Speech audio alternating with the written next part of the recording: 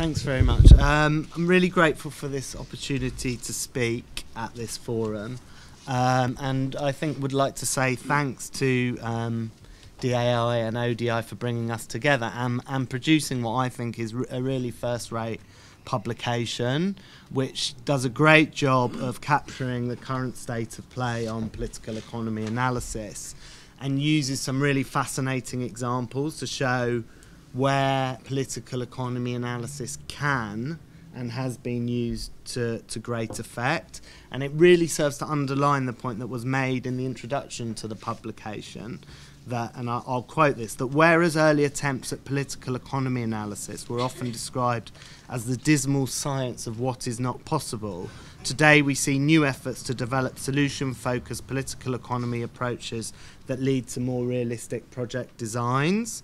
And I think that's true. And while we need to be really cautious about overselling what political economy analysis can achieve, I think the examples in this publication from the justice sector in Sierra Leone, from the sanitation sector in the Philippines, including some of the examples that Alina mentioned of other work that has happened, the road sector in Uganda, underline really how political economy analysis can and has been used to look at old problems in quite different ways, enabling us to make, challenge some of the assumptions for why we did certain things in the past and hopefully map out some new ways forward. Now, I've been given the unenviable task of giving the story of DfID's journey on political economy analysis, which is a 10-year story, so I guess that gives me 1 minute per year.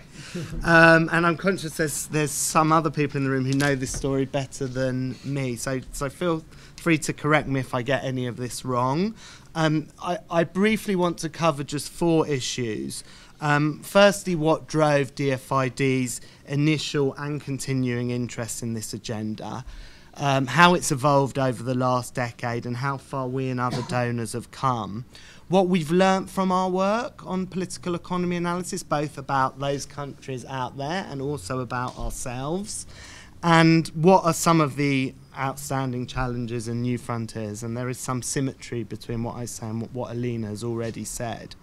In terms of the interest in this area of work, I think Alina has already underlined some of the points. But from a DfID perspective, I think the biggest driver of this work at the outset was the recognition that technical programs, whether it be in the fields of governance, service delivery, economic development, had not delivered some of the results we'd anticipated.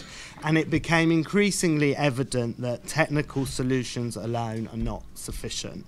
And as well as asking questions that we've always asked about what needs to change in some of the countries where we work, we also need to understand how and why things changed, what are the underlying incentives, interests and relationships which may support or resist such change. I think the second driver of this work has been the evolution of the governance agenda, which has evolved I think from a quite narrow technical agenda in the sort of last decade of the last century into a much more political realm through our work on strengthening accountability processes, working at the citizen-state interface, and explicit work around supporting democratisation processes, for want of a better term, in one of our countries. So inevitably that pushed us to confront, I think, the challenge of politics.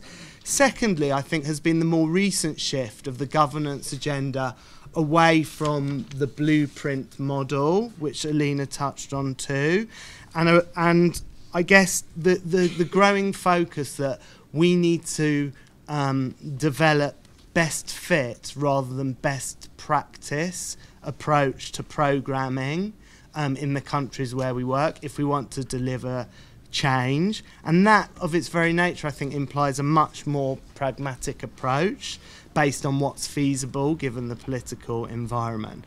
And thirdly, clearly, DfID and also the wider international community's greater involvement in fragile states.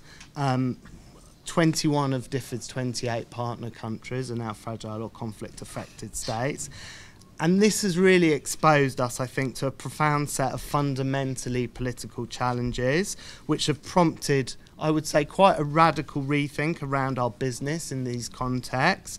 And that's been reflected in some of the wider work on state building and peace building, and the recent World Development Report on conflict and security, which essentially underlines the importance of legitimate political institutions and of inclusive political settlements to breaking cycles of conflict and fragility. So they've been some of the drivers that some were there at the outset, some have come on board more recently, but have really underpinned, I think, our work on political economy analysis and politics more widely. And I think all of these factors together have brought DfID as an organisation to the conclusion, and I'm paraphrasing something which was in the introduction to the publication, that we ignore the politics at our peril. But important to recognise this isn't a shift that's happened overnight. There's been no single light bulb moment. It's been the product of a decade of research, of operational experiences and testing, and I would say on the part of people within DfID, a strong internal advocacy agenda, and certainly some might argue that we still have some way to go in terms of fully internalising these messages around DfID. In terms of the evolution of the agenda, drivers of change has obviously already been mentioned. That's what kicked off this work within DfID and was launched to much fanfare around the organisation. And again, I think it's important to note the role at that time which ministers and DfID senior management played in ensuring that this work got the traction that it needed and convincing potential sceptics around the organisation about the value of this work for our aid effectiveness. Now, as Alina said, much of that first generation work focused very much at the country level, looking at the state, if you like, as the organisational unit of analysis. And that took us so far. I think colleagues in DfID would support the view that the drivers of change work did really have an impact at the level of the culture of the organisation, at the level of the language of the organisation, and also in terms of the sort of at the strategic level in terms of our country plans and strategies. And I think various reviews of that work have documented the drivers of change experience. But what it wasn't always great at was linking this analysis to particular operational challenges. The key questions which really exercise DfID staff on a day-to-day basis. So what's the implications of the political economy challenges for my education or my health or my water programme? The elusive so what question, if you like. And that's the sort of challenge which this second generation work we're here to talk about today has really grappled with. And so in DfID now, I think there's a much greater focus on some of these problem type questions.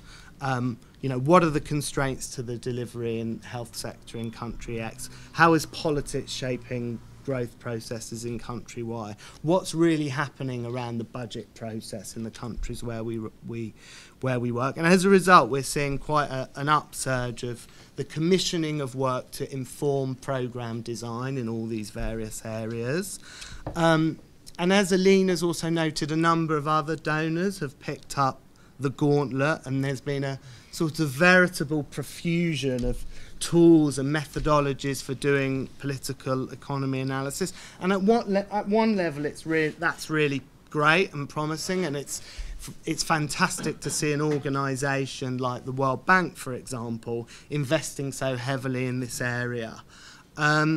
But I think we should be careful about overstating it as well. I think in many areas this work continues to remain a niche concern, and on the whole, most donor agencies, I would say, remain preoccupied with more conventional aid effectiveness concerns, and in some cases regard this work with suspicion. Your example illuminated that quite well, Alina. we're also shifting, I think, in DfID beyond just thinking about politics to also working in a more explicitly political fashion. What does that mean in practice? Well, I think basically it means that at the strategic level, we need to think much more about how do we support some long-term processes of political change, including through building coalitions for change. At the programme level, it means we need to start explicitly addressing those issues that conventionally were put in the risks and assumptions column of the log frame and bringing them much more centre stage to our programme work. So we're explicitly addressing some of those barriers in terms of our programme design. And at the operational level, I think we're trying to widen our traditional circle of interlocutors beyond the normal suspects and other agencies and governments. But we need to recognise, obviously, this raises concerns around legitimacy and sovereignty. And I think as donors, we need to be really careful about balancing our responsibilities as external agents with our interest in creating some of the conditions for pro-poor change. And there is no answer to that question, but it's something we need to remain alive to. How much longer have I got, Andy? 1 minute. 1 minute, okay. I'm gonna skip what I was going to say there, and I'm going to come on to, in terms of the well, I just want to say just a couple of things actually in terms of what we've learnt. I think basically we've learnt that the prospect of change in many of the countries in which we work are potentially a lot weaker than we might have anticipated before. We've learnt the time horizon for change is far longer than in aid planning cycles. But I think we've also learnt that that doesn't mean we need to give up and go home.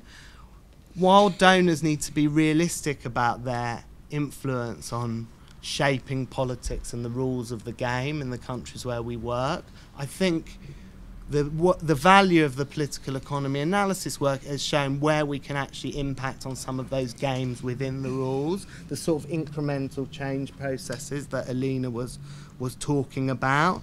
Clearly this work's also underlined the importance of informal institutions. The Sierra Leone case study in the publication makes that really clear. And lastly, we've learnt that we are political actors ourselves in the environments where we're working. Our own interests and our own incentives shape our environment for good or for ill. And I think that's quite a sort of fundamental realisation of coming out of this work. Last few points, Andy. In terms of the outstanding challenges, I think while this work has certainly changed the culture of DfID in the way that I've set out, we also need to recognise that within DfID and other donor agencies, there's a lot of different incentives at play, which have implications for whether the analysis is followed through or not. The spend imperative is just one incentive. Linked to that, what I would describe as the temptation of the technical remains in all donor agencies, where most staff are recruited on the basis of technical specialism rather than political knowledge. The urge to propose solutions rooted in best practice remains strong, and that underlines the need for an agenda around education, training, awareness raising amongst our staff. On the results agenda, my feeling is some of the concerns are somewhat overplayed, although we need to recognise the risks.